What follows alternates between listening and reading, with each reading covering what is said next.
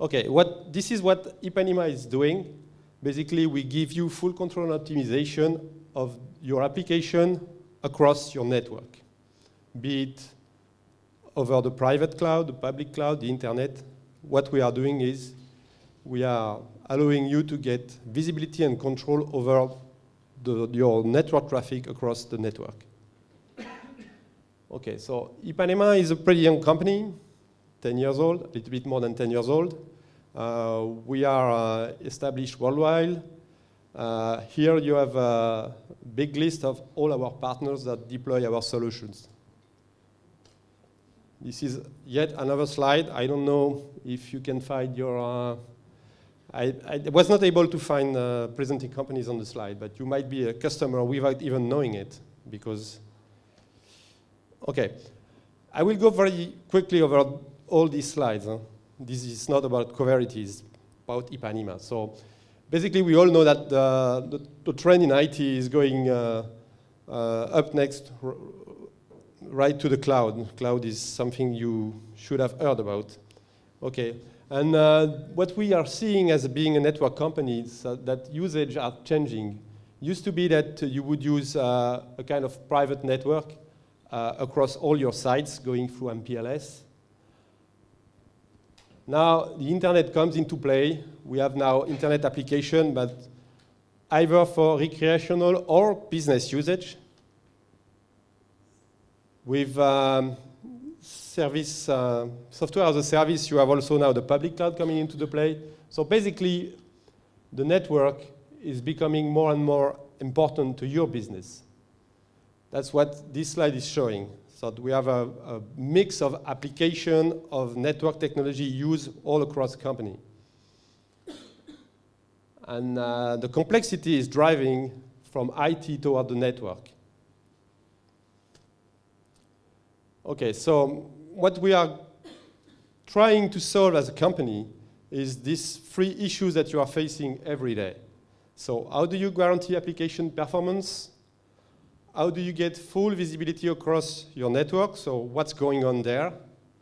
And the last but not least, how can you optimize the cost of your network?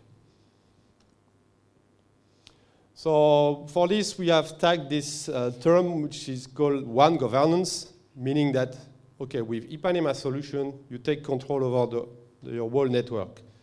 So you can discover what's going on, you can control what's going on. We can have also SLAs on your application across the network again, optimize the cost and performance, and for all users, wherever they are located. I'm going pretty fast, but just to give you the perspective on where we are using the Coverity tools. Okay, so this is our answer to these three problems. The automatic networking system. This is the name of our system. So the key things, it's autonomic, so no configuration or very centralized configuration. All in one, so it's very well integrated.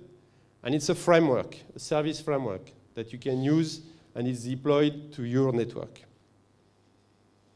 Okay, so basically a slide that tells, again, the same thing. Okay, this is the important thing that will show you what are the pieces going into the architecture. So here you see these boxes here are appliances that are deployed in your data center or branch office. And this is where the software that we are going to use Coverity on is deployed. We have also new versions of the software coming, so this is running on one operating system. Here we are deploying the same software on PCs. So we are also delivering virtual appliances with the same software, and everything, all these appliances talk together and report to what we call the SALSA, which is the centralized platform of management. So apart from these boxes, which are hardware, everything is software. So now let's look about how we brought static analysis to Ipanema. So as I said, I could talk a little bit more about the solution, but this is not the reason for me being here today. So I will briefly tell you where and why we started using static analysis, how we did choose the solution, how we've been using it, and what we learned from using it for over a year now, and what are our future plans with Coverity. So the thing is, the embedded software deployed in the appliances, for us, the quality of this software is key for several reasons.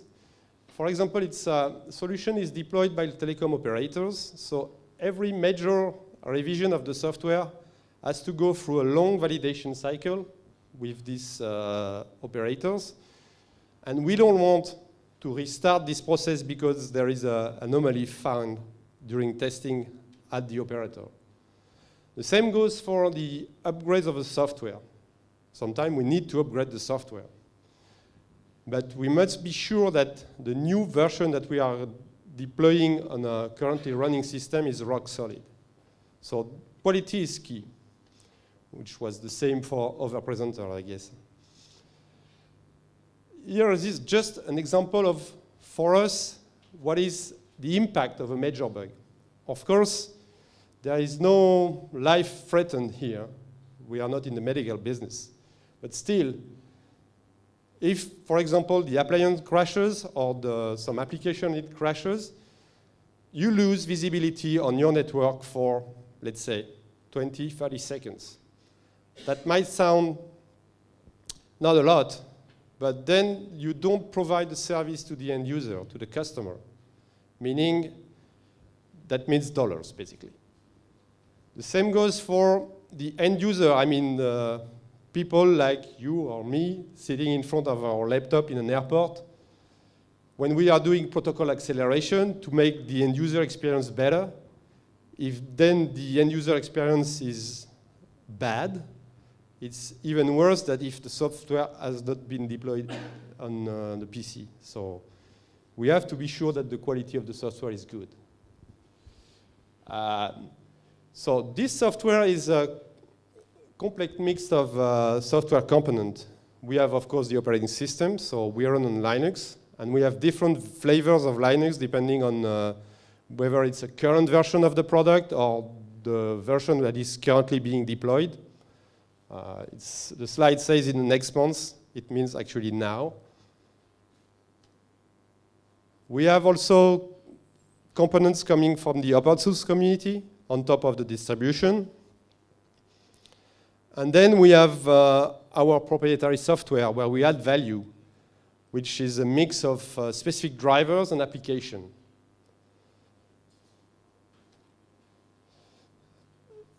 So why did we choose to use a static analysis solution? As everybody in this room, we have to do more in less time. And we have to integrate more functions in a shorter time frame. So we need to go faster. More and more, we are getting components to integrate coming from different providers. So we have, of course, our own development teams. We take components from the open source market. We have subcontractors.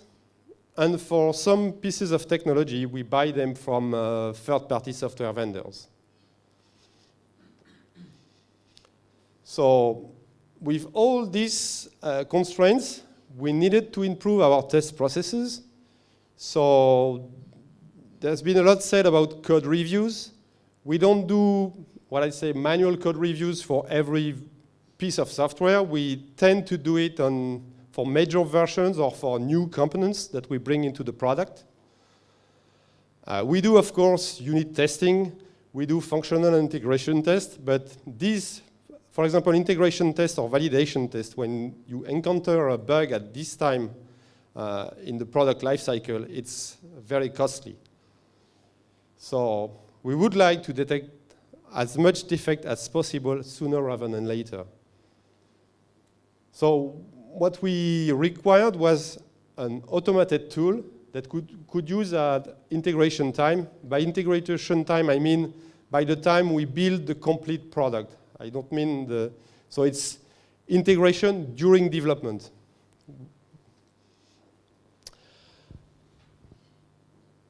So we then started the evaluation. So we selected 3 commercial tools out of the market, and we also tried to use the static analyzer part of Clang. It took us roughly 2 months to conduct the evaluation. And what we did for the evaluation to be as realistic as possible, we conducted it on the complete code base of the version of the software that was deployed on the field at that time, so that we could get a real feeling of if the tool was good or not. There was one of the commercial tools where we couldn't do that because this tool was very complex and too complex to set up for us, so we had to send a part of the source code to the vendor who would just run his analysis on it. So for conducting the analysis, we set up a very small list of criteria for a product to meet. So of course, we wanted it to be supported by the product to support the compiler we were using at that time. So basically GCC on Linux, and looking forward with Visual Studio on Windows. We wanted it to be accurate, meaning, so it's very difficult to measure, but we wanted the false positive rate to be low. That's pretty easy to measure. And we wanted, but it was more, that's why there are these 3 points after the sentence, the false negative rate to be low. This is impossible to measure. We would have liked the product to detect every possible defect, but that's not the case. Huh? One very important thing, requirement was that the product should be easy to set up. We didn't want to have to rewrite our complete build scripts for the product to fit in. And very important for us also, we needed the product to understand that a project could be made out of different code branches, where you could develop one feature on one branch, one feature on the other, having a maintenance branch. This was key to us. So now for the defect management, meaning how do you view and manage the result of the analysis, we had also a set of criteria. We wanted to be a true web-based application. We didn't want to have anything to deploy on a developer and user PC. We wanted a clear defect presentation. We wanted the software to be self-contained. We didn't want to have to deploy, for example, you have to install this or that database prior to deploying our product. And also, we wanted the possibility to provide to our third-party provider a list of the defects we found on their product. And we wanted it to be as friendly formatted as possible. So we could send like a file to them saying, okay, we spotted this and that defect in your software, please fix it. And they were like nice to have features such as LDAP integration and component support, but these were priority 2, I would say. So the financial criteria, we wanted it not too expensive, of course, and also to have a simple pricing model, because we wanted to scale up and down with the team. We didn't want to have to worry about price variation too much. So that's basically the same thing is said in the third bullet. We wanted to be able to predict how much it's going to cost in 2 years from now. So now came the time to choose. So we didn't choose Clang for a number of reasons. At that time, there was no C++ support, on the static analysis front. Might have changed, I don't know. Of course, there wasn't any front end to view the result and to aggregate the result. We would have had to develop that. And also, we had to modify our build scripts to run the analyzer, which was not something we wanted to do. The most complex commercial solution, we just dropped it because it was not suitable. We just had tried to have at least 3 contenders, but we knew from the beginning that most probably we wouldn't select it. So there were 2 remaining commercial solutions that at that time, at least for us, that were close to each other, but, and that's why I'm here today, we chose Coverity. The key factors for choosing Coverity was it was simpler to configure. The second one is very important. There were less false positives. It looks like Coverity was trying maybe to find less defects, but at least we could rely on the result much more than with the other tool. Also, defect management presentation was much better, especially to follow the flow of the defects, which is key when you are looking at inter-procedural defect that can be very tricky to understand. Component concept was there, and the licensing model was much easier also. Okay, so how did we deploy the tool? So at the very beginning, obviously we had to install the software. So the second phase is more interesting. When we bought the license, we also bought a service package, which was really helpful for us to get us bootstrapped with the product. From this service package, we got 2 things. One thing was we got some scripts that were developed and adapted to our defect resolution workflow, including the fact that we could assign defect automatically to the developer based on who was the last developer to commit the code source in the source code management system. We also had a policy for, we classified the defects, and depending on the category, we had in the script, we had the possibility to set the severity level by default.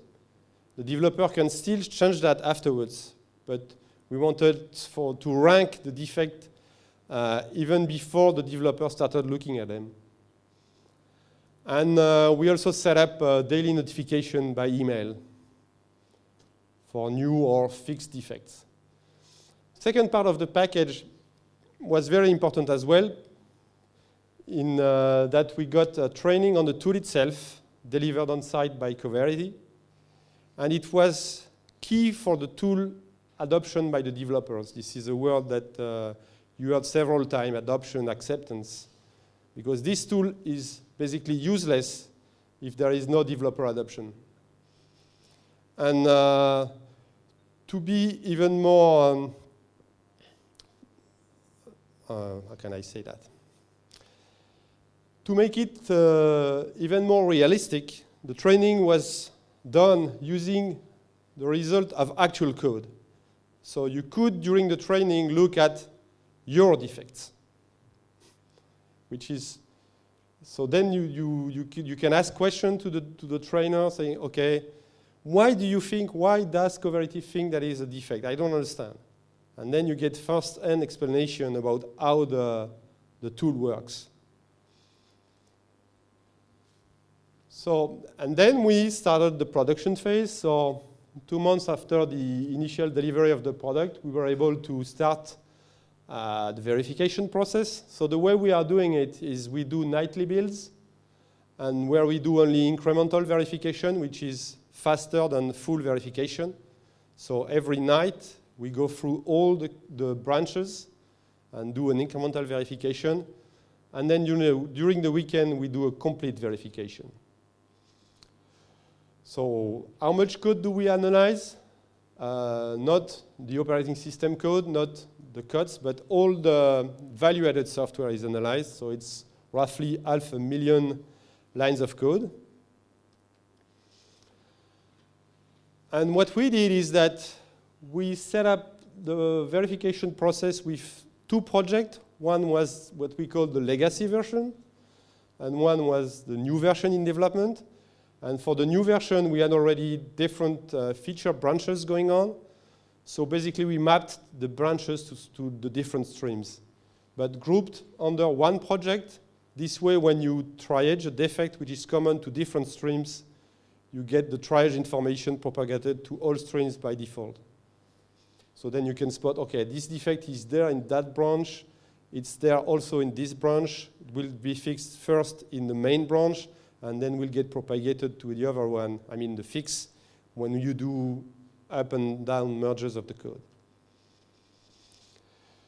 So what did we do with the pre-existing defect? Of course, from day one, we didn't say to all developers, you have to fix all the existing defects. It's already been said, it wouldn't work.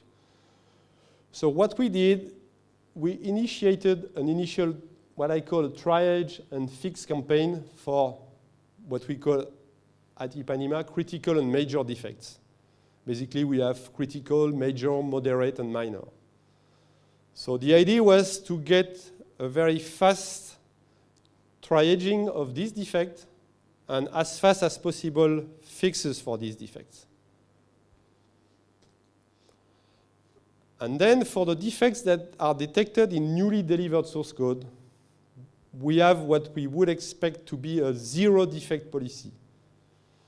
Meaning that in Ipanema source code, you are supposed to, when a defect is detected in your last commit, to triage it when you get the email, and to fix it if required. It says immediately it's more ASAP.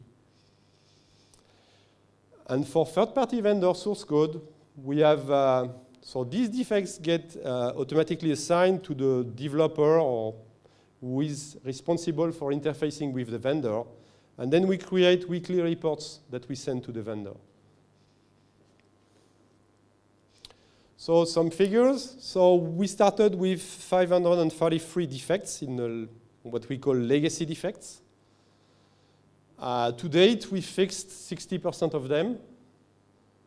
We chose to ignore 40% of them, mainly because either these were not true defects or the cost of fixing them with respect to the problem that could occur out of these bugs, we thought that we'd better ignore them.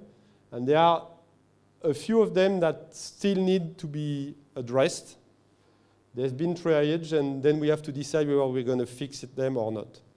But all of the critical and major defects have been fixed.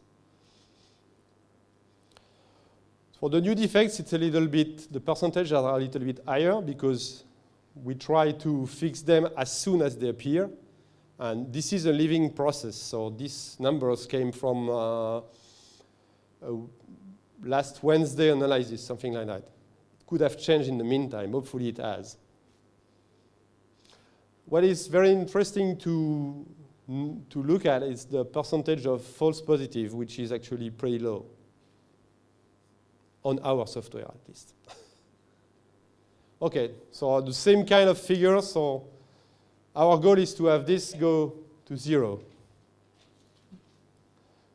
We are close enough. So you can see that there's been time where the, how can I say? For example, this was really weird because fixed and outstanding were going were not following the same trend as usual.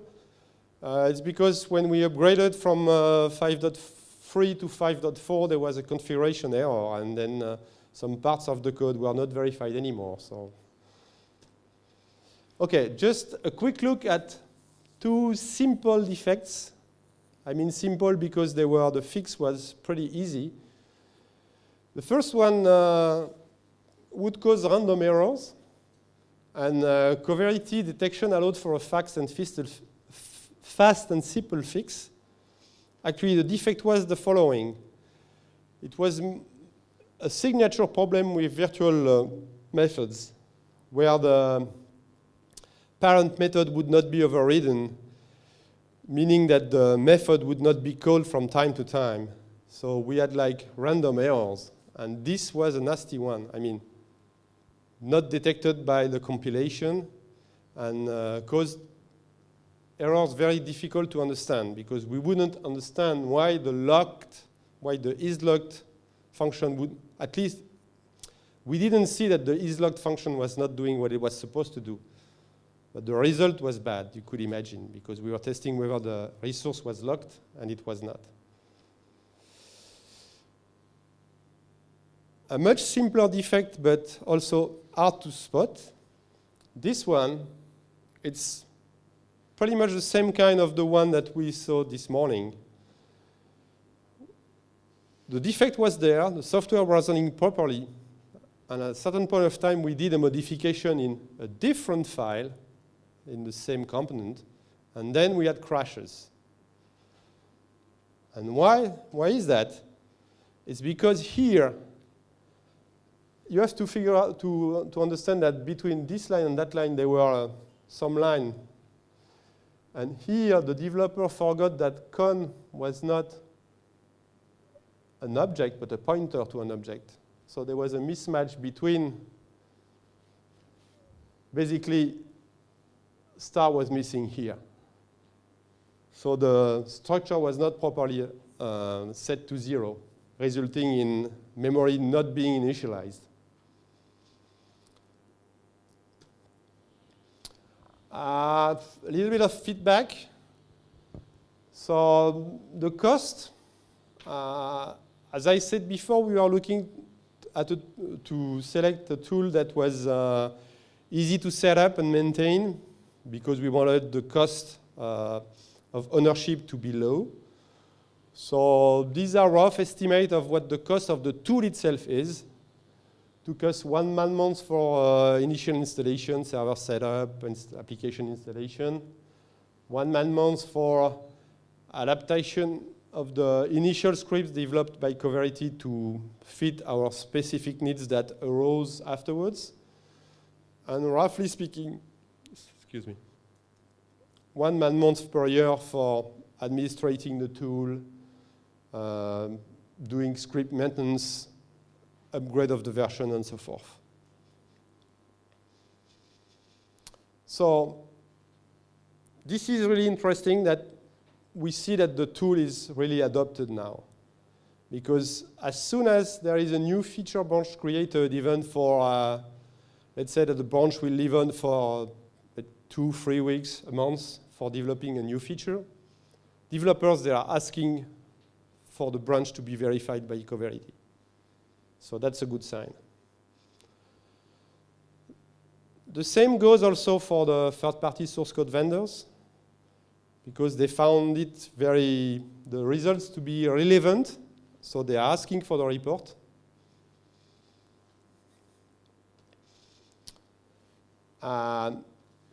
Initially, we were running in 32-bit on Linux with a Little Indian processor. We are doing and currently, and we are in the process of doing 64-bit porting, Little to Big Indian porting, and the tool is very helpful there, spotting issues that you can have with this very specific configuration. The same goes with Windows.